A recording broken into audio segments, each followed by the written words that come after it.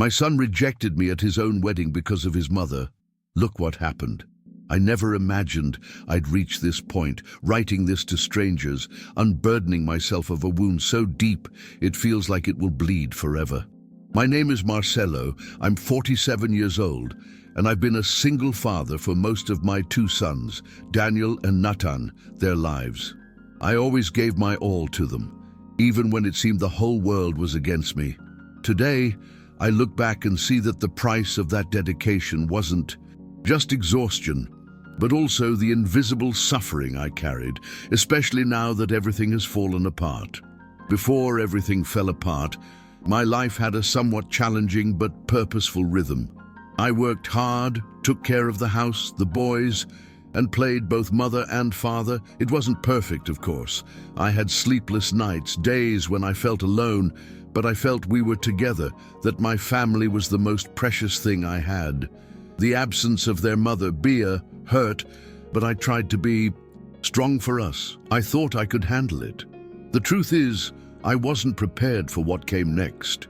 When Daniel grew up and decided to reconnect with his mother, I thought it would be a good thing, that he'd have his whole family back, that maybe everything would work out. But I soon realized that wasn't the case.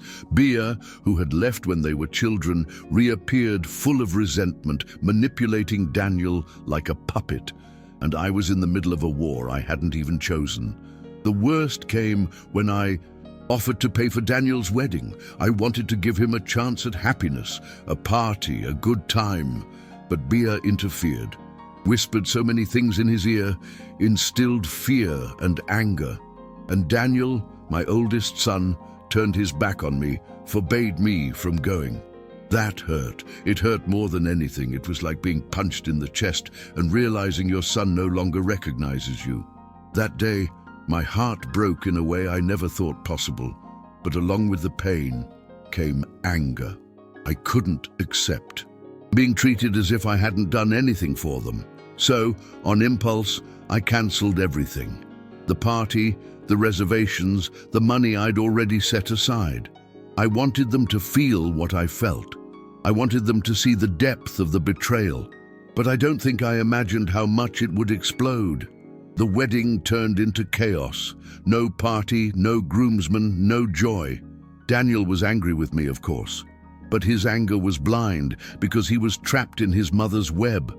The lie he told his wife, Julia, saying that I had disappeared, that I wanted nothing to do with his life, was the trigger for the end of their marriage. That's when everything really began to fall apart. With each call I received from Julia, her voice filled with hurt and confusion, I felt my soul shatter. It wasn't just the loss of the party or the fight with her son. It was the destruction of the family I had helped build. I saw his wife pulling away, questioning everything, and I had no strength to fix anything. I could only stare into space and wonder where it all went wrong. Nathan, my youngest son, was the only one who stuck by me. He'd always been deeply hurt by his mother's abandonment, and so he maintained a trusting relationship with me. Even so, I sensed he was suffering too, seeing both sons drifting apart, one because he was manipulated and the other because he was hurt like a knife stuck in my chest. I felt alone, exhausted, and powerless. In the months that followed, I sank into anger and sadness. Every time I tried to talk to Daniel, it was like hitting a wall.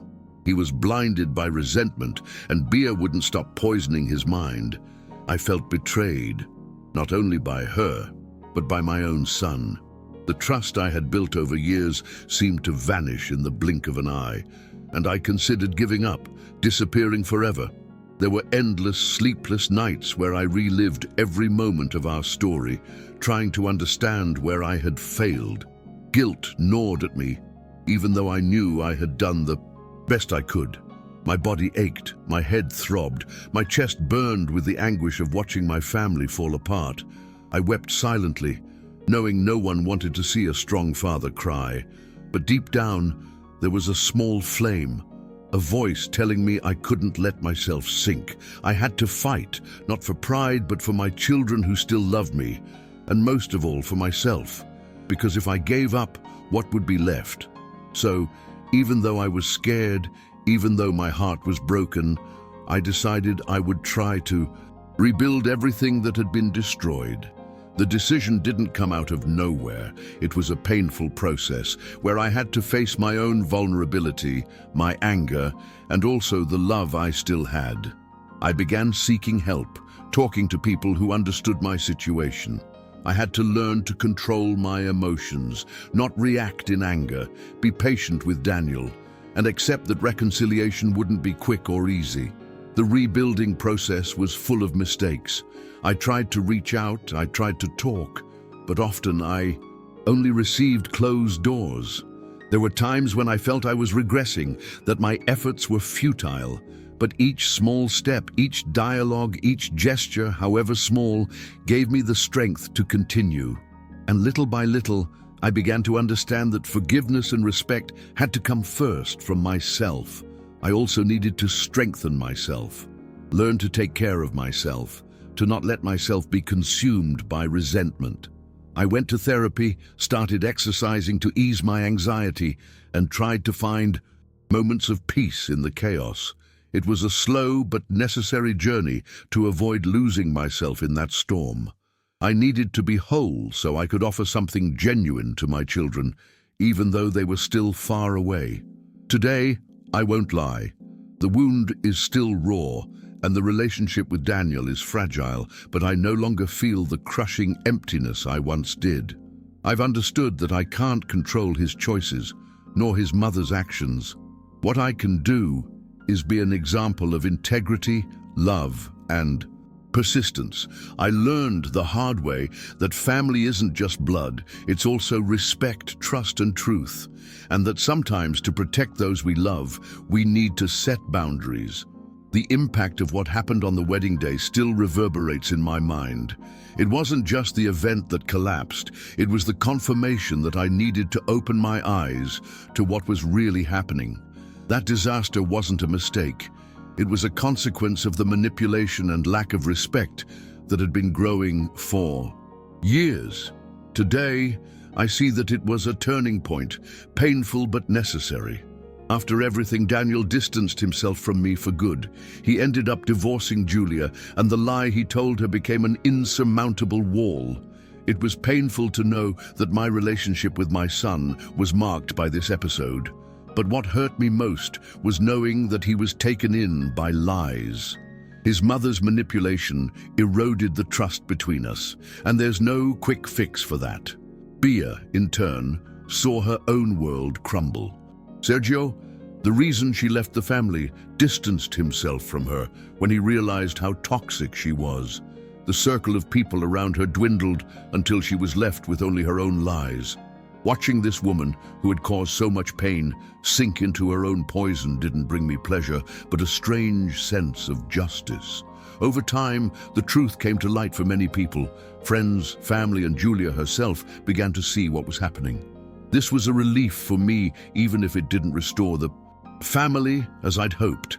The truth didn't reverse everything, but it paved the way for everyone to choose their own path forward, without lies in the way. Nathan, my youngest son, was my greatest support during this time.